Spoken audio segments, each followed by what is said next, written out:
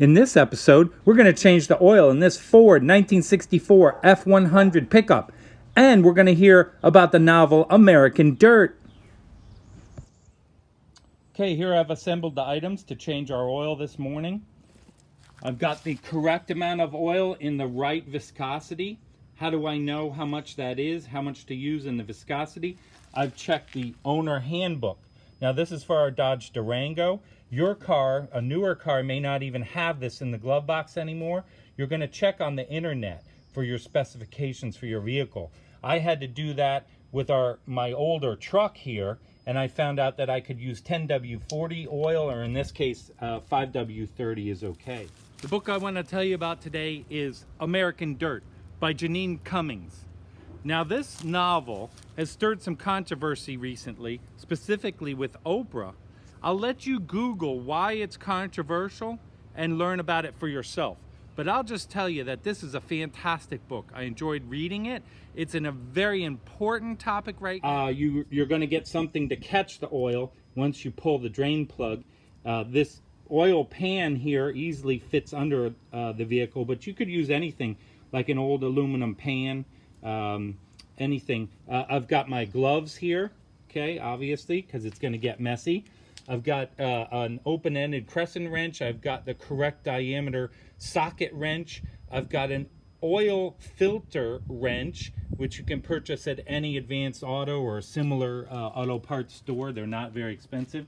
I've got the correct oil filter for my vehicle.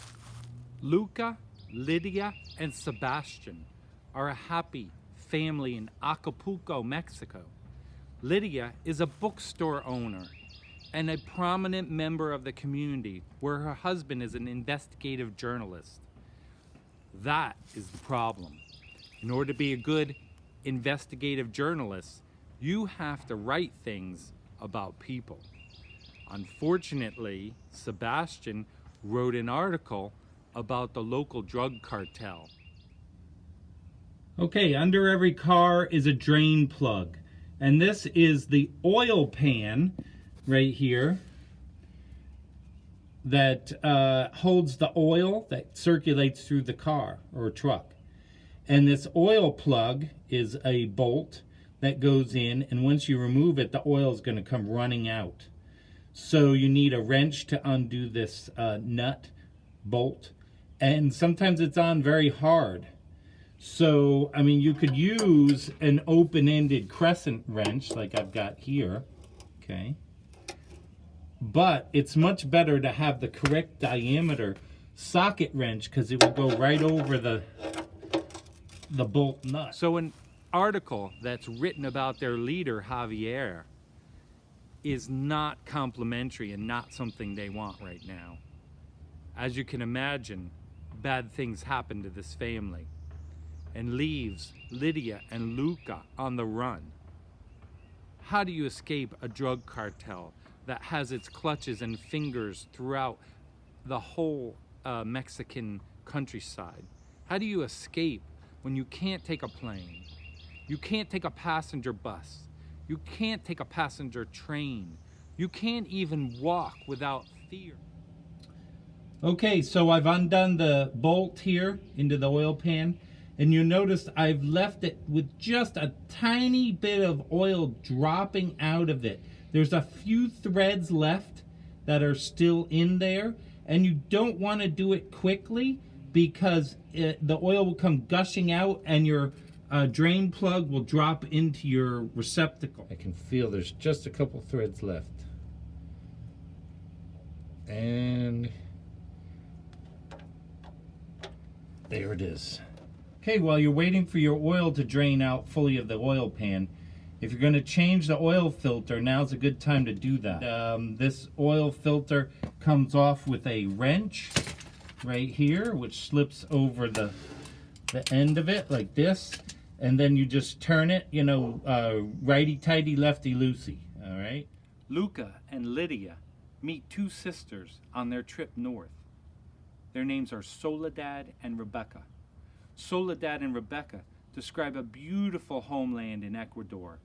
It's misty in the mountains and they love where they live. You know, most people enjoy their hometowns and don't want to leave? Why did Rebecca and Soledad feel this need to escape to the north? It's a common thread throughout this book as well as others that I've read, and that is horrendous violence.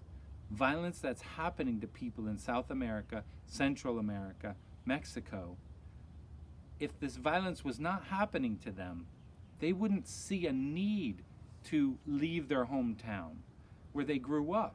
Do you want to leave your hometown? Not likely. Why do they want to get to the north? If you read American Dirt, it offers a chance for you to get in their shoes, to empathize with two people on the run, a mother and a son, and they have nowhere to turn. Point, the oil is drained out of the oil pan. It's time to put the oil plug back in.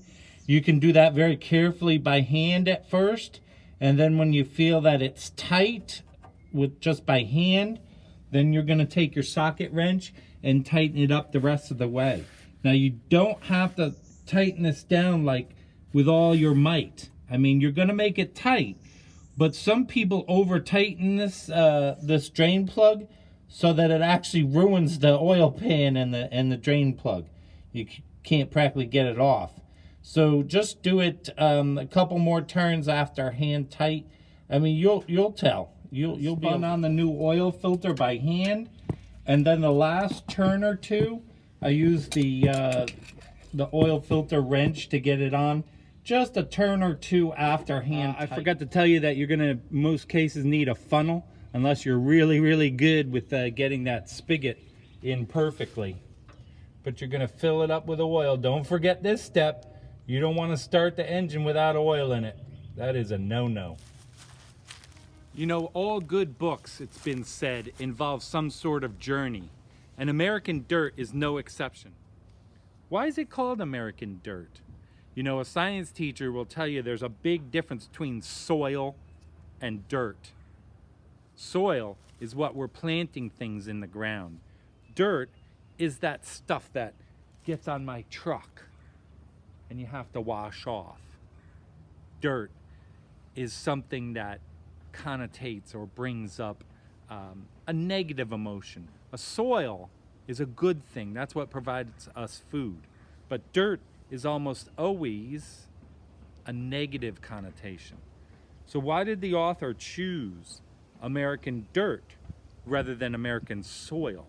There's a phrase that says, I'm going to step foot on that soil, and that would be a good thing, right? Why are they stepping foot or using American Dirt instead? I'll let you think about that and more about the journey of this family coming to America. All right, so after you put the oil back in the recommended amount, then you want to check it before and after you run the engine. All right, so this is the dipstick. Okay. Notice that little line that says max. You do not want to add too much oil so that it's way above this line. When you start up a car after an oil change, you want to check the oil light to see that it goes off right away. It could stay on for a second or two, but then it needs to go off. If it doesn't go off, then your oil is not circulating through the car or truck. See, it didn't even come on for a second. So a note about this truck before you say, oh, Mr. Penn's got a rusty old truck. This is called patina. That's your vocabulary word for the day. Look it up. But this truck, this patina, is exactly what people are looking for these days. What do you do with your used oil? Well, you carefully put it back in the can or cans, and you take it to your local auto parts store where you bought the oil. And now comes the best part, taking my supervisor for a ride.